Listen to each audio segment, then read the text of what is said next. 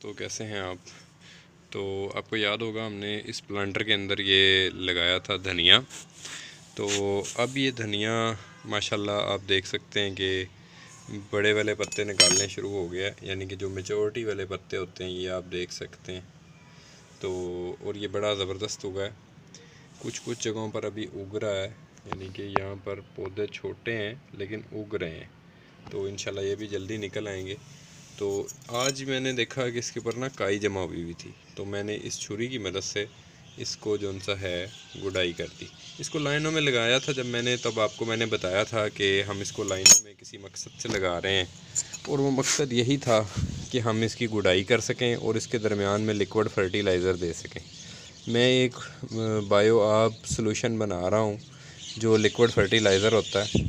तो वो जैसे ही बन जाता है तो मैं आपसे इंशाल्लाह वो शेयर करूँगा।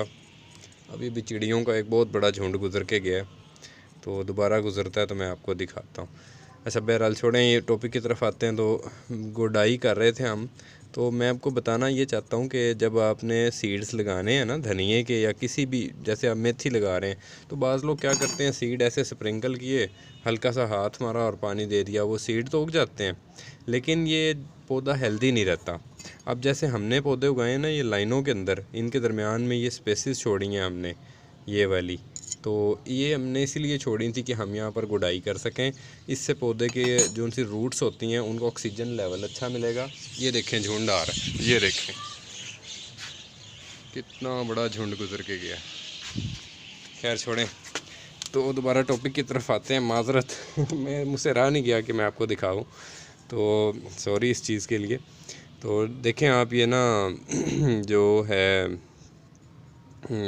गुडाई के ऊपर हम बात कर रहे थे, तो ये बहुत ज़रूरी है। अब जिस पौधे को ये गुडाई मिलती है ना, वो पौधा ऐसे है जैसे वो देसी घी खा रहा है, और जो दूसरा पौधा है जिसको गुडाई नहीं मिल रही, वो ऐसे है जैसे बेचारा वो रूखी सूखी रोटी खा रहा है। तो इन दोनों में बड़ा फ़र्क है। तो ये गुडाई की आपने जगह लाजमी छोड़नी। जब भी आपने सीडलिंग करनी है आपने ऐसे लाइनों में करनी है। भला ही वो बारीक सीड वाला पौधा हो, जैसे हम केयर नहीं करते, मेथी हो गया, साग हो गया, उसको ऐसे ही स्प्रिंकल कर देते हैं। लेकिन इस तरह से आपकी प्रोडक्शन ज़्यादा आएगी और ये देर पा चलेगा काम। वो कैसे कि देखें, जब मैं इसको हार्वेस्ट करूँगा ना, फिर मेरे पास फिर टाइम होगा, मैं इसको गुडाई करूँगा, इसके अंदर खाद डालेंगे हम, तो ये दोबारा से नए सिरे से बड़ी पावर के साथ फूटेगा। लेकिन अगर इसको मैंने ऐसे बेड की सूरत में लगाया होगा, फिर इसको गुडाई नहीं कर सकेंगे। इसके अंदर माइक्रोबियल एक्टिविटीज़ उतनी अच्छी नहीं होंगी, इसके एरेशन सिस्टम जड़ का इतना अच्छा नहीं होगा कि उसको ऑक्सीजन मिल सके। तो बहुत सारे फैक्टर होते हैं कि वो जड़ें उतनी मजबूत नहीं होंगी, पौधा उतना प्रोडक्शन नहीं देगा। तो जो गुडाई होती है ना, ये बड़ी इंपॉर्टेंट है। इसीलिए किसान हमेशा फसलें जो उनसी होती हैं ना, वो लाइनों में लगाते हैं ताकि उनके अंदर से जड़ी बूटियों का ख़ात्मा हो सके, और बड़े और भी बहुत सारे तरीके हैं।